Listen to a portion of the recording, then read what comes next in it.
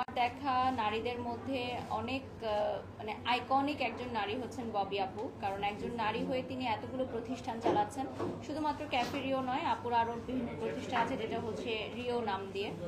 তো সেই যাত্রা থেকে আপুর অনেক উদ্যোক্তাদের সাথে প্রতিদিন কথা হয়, দেখা হয়। তো সেই উদ্যোক্তাদের মিলন মেলাটাই হচ্ছে আমাদের আলোকিত নারী, এবং যেটা প্রতি বছর হয়ে আসছে। আর যেটা আপু বলছিলেন যে পরের বছর হয়তো আমাদের আরও বড় পরিসরে করতে হবে, এই রেস্টুরেন্টটাই হয়তো জায়গা দিতে পারবো না। এত নারী উদ্যোক্তা বেড়েছে, এত নারী উদ্যোক্তারা আমাদের আলোকিত নারীর মেম্বার হচ্ছে। এবং আমার কাছে মনে হয় যে নারীরা যে এগিয়ে যাচ্ছে, নারীরা কোনো অংশে পিছিয়ে নেই, এটা আপনারা যারা সাংবাদিক ভাইয়েরা বা বোনেরা আছেন তারা বেশি বেশি করে হাইলাইট করবেন। তাহলে অবশ্যই নারীরা ইন্সপায়ার্ড হবে যে তারা ঘরে বসে না থেকে যাতে ঘর থেকে বের হয়ে তাদের প্রতিভা দেখাতে পারে এবং সেখান থেকে টাকা ইনকাম করতে পারে, যেটা দেশের এবং তার পরিবারের কাজে আসবে।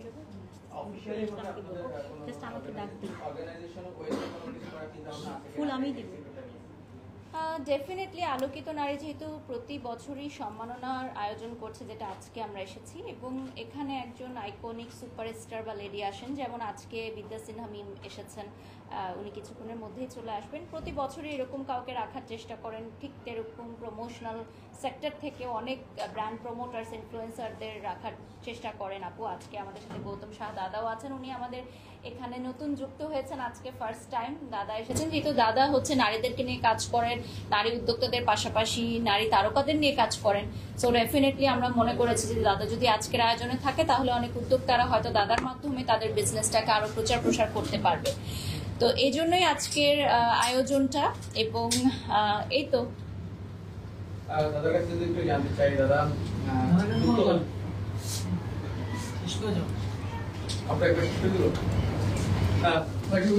আরেকটু জানতে, প্রত্যেকটা প্রোগ্রামে দেখা যায় বিভিন্ন সেক্টরে হতে পারে, শুধু এই সেক্টরে না, নানান সেক্টরে উদ্বোধন হতে পারে বা ভিজিটিং এর ক্ষেত্রে এই প্রত্যেকটা জিনিস আসলে ব্যালেন্স করে এবং ডে বাই ডে নিজেকে নতুন নতুন জায়গায় যুক্ত করার এই জায়গাটা আসলে কেন ভালো লাগে যে আমাকে আমন্ত্রণ জানানো হয়।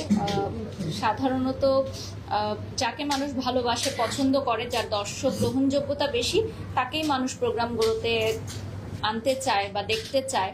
তো আমি প্রথমেই তো ধন্যবাদ দিয়েছি ববি আপুকে যে প্রতি বছর তিনি আমাকে যুক্ত করেন। শুধুমাত্র এই অনুষ্ঠানে না, তার বিভিন্ন প্রোগ্রামেই আমি থাকি, একদম পারিবারিক সম্পর্ক।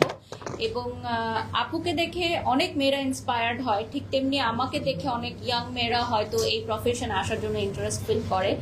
তো মেয়েরা আসলে কোনো দিক থেকেই পিছিয়ে নেই। এবং সামনে যেহেতু ফাল্গুন বিশ্ব ভালোবাসা দিবস আসছে, এই জন্য আসলে রেডটা পরা, যদিও আজকের ড্রেস কোড ছিল হোয়াইট আর গোল্ডেন, বাট আপু বলেছে তোমরা তোমার পছন্দ মতো পড়ো। তো আমার মনে হয়েছে যেহেতু সামনে ভালোবাসা দিবস, এই জন্য আমি লালটা পরেছি। ভালোবাসা দিবসে কি আছে আসলে কাজের মধ্যেই থাকতে হবে, শুটিং আছে, তো এটাই চিন্তা ভাবনা। আমাদের শেষ হয়ে গেলে আমরা পাশে চলে যাবো। আর কিছু আপু চলে আসলে একবারে নিয়ে